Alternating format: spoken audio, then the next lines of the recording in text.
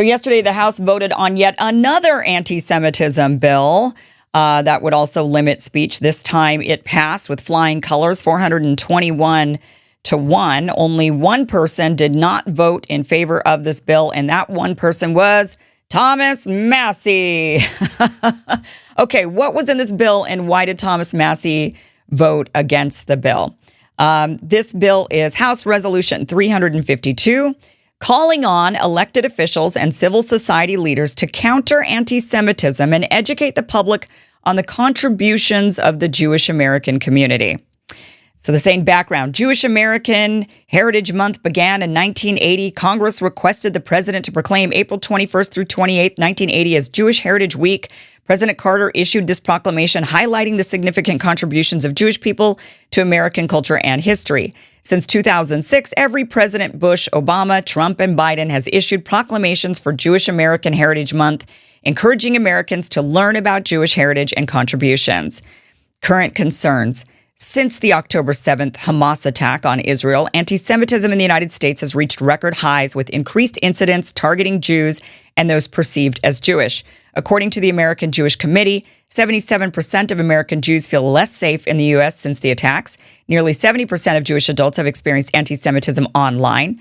Hillel International reports that 83% of Jewish college students have experienced or witnessed anti-Semitism since October 7th of 2023. And again, they don't define anti-Semitism. Well, they do. They use the working definition from the Holocaust, like the International Holocaust or whatever, right? They use a working definition from someplace. And that working definition includes criticism of Israel. So that would be anti-Semitism if you criticize a foreign Middle Eastern government. Importance of education, the bill says. Education and awareness of Jewish American contributions are seen as effective ways to combat anti-Semitism and hate.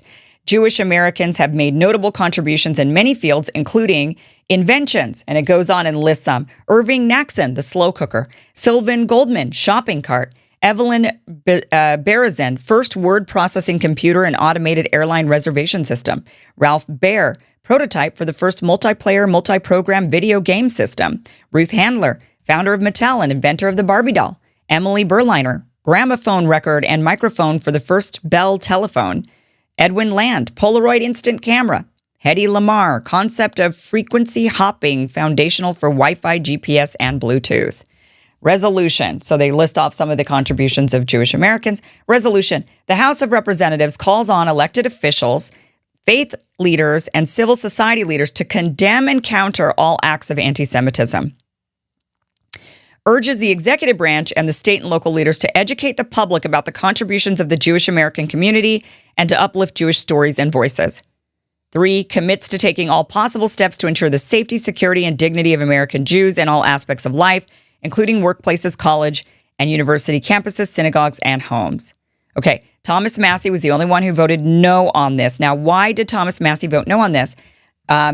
First question that we need to ask ourselves is, are there similar bills like this that has, that directs the government and churches and all of these other places to share stories of contributions that have been made by various different groups? And the answer to that is yes. There are other pieces of legislation that do, for both federal and state levels, that direct the government to promote the stories and contributions of specific groups. For example, the African American History Act. This bill, introduced by Senator Cory Booker and Representative Jamal Bowman, invests $10 million over 5 years in the National Museum of African American History and Culture to support educational programs about African American history. Okay. Also, there's Teaching Asian Pacific American History Act, which was introduced by Representative Grace Meng and Senator Mazie Hernano. This legislation promotes the teaching of Asian American, Native Hawaiian, and Pacific Islander history in schools. It encourages collaboration with the Smithsonian's Asian Pacific American Center to develop educational programming and resources highlighting the contributions of these communities. There's also Black History is America History Act. This bill authorizes the Secretary of Education to award grants for educational programs that include the history of peoples of African descent, further supporting the inclusion and teaching of Black history in schools. Okay, so there's plenty of different legislation out there that goes after groups saying, teach the good things these groups have done. And this new bill says, teach the good things the Jews have done, right? So all of that sounds fine. So again, why did Thomas Massie vote against it? I'm going to tell you why. But first, um, there's also state laws too, by the way. There's Illinois has Native American curriculum. New Jersey teaches Latino and Hispanic history instruction. Montana's got Indian education for all. So you've got these various acts that say, yeah, go ahead and teach good things these groups have done. And we want you to teach these in schools. We want you to teach these in museums. Here's some grants. Here's all these things. Promote good things that these groups have done.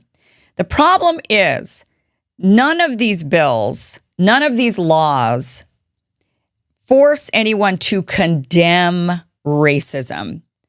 And that's the beef that Thomas Massie has with this particular bill, is not that it's promoting the accomplishments of Jewish Americans, but that it instead tells these government people that they must condemn. What does the resolution say? It says calls on all elected officials, faith leaders, and civil society leaders to condemn and counter all acts of anti-Semitism. That's the issue. It's that this bill forces them to counter anti-Semitism, to condemn and counter it. What is anti-Semitism? What do you mean condemn it? Condemn people saying they don't like Israel? Counter people saying they don't like Israel? I mean, that is what this bill is doing. It says you have to condemn and counter all acts of anti-Semitism. And then they don't tell you what anti-Semitism is, except that it's a working definition from some other group. And working definition means it changes all the time. So that's the issue with this bill very specifically, that the other examples of promote Black people, promote Asian people, promote Native Americans, there's no other law in the books that says and condemn anybody who speaks against them, and condemn anybody who says, XYZ thing. Imagine a bill that says promote all the accomplishments of Hispanic Americans and condemn any acts of, we don't have a special word. Do we have a special word for people that are against Hispanics? Anti-Hispaniola, anti-Hispanic law. Condemn all acts of anti-Hispanicism. So, okay, what would that even mean? So you couldn't even say shut the border down? You couldn't say we have to stop all this illegal immigration from people coming in, from the Hispanics flooding into the country? You wouldn't be able to say that if they were to write a bill that was similar. And that's the issue. The issue is that you should be able to say things that are just common sense things. You should be able to say, hey, we don't like Israel. We don't like the war Israel does. You could just say, I hate Israel. You could say that about any country in the world. But if you say it about Israel, it's anti-Semitism. You could say that about America. You could hate America. You could hate Canada. You could hate China. You could hate, there's plenty of people, they travel around the world and then I hate that country. It was the worst place on earth. You're allowed to say that without being called a racist. But you can't say you don't like Israel for committing a genocide without being called an anti-Semite. So that is why Thomas Massie voted against this bill, and yet everybody else voted for it. There were about a dozen, I think there was like 5 Democrats and 6 Republicans who chose not to vote on this bill at all. But everybody who voted on this bill, 421 of them voted for this. And they said, yes, let's force all these government leaders and church leaders and civil leaders, all of them must condemn anti-Semitism, and they must condemn it, and they must counter it. And what does that even mean? That is the big issue. Good for Thomas Massie for saying, look, that's the problem in this bill. You want to promote the voices of Jewish Americans. You want to show the accomplishments. Great. That's great. We got that with a lot of other bills for a lot of other groups. But the minute you cross the line and tell us what we have to do, what we have to say, and we have to counter, condemn anti-Semitism, and then your definition of anti-Semitism is not the same definition as mine, and now you're going to do what? What is going to be the ramification for the American people on this? For all these politicians, are they going to, what if they don't? What's going to happen to them? I mean, once this stuff is written into law.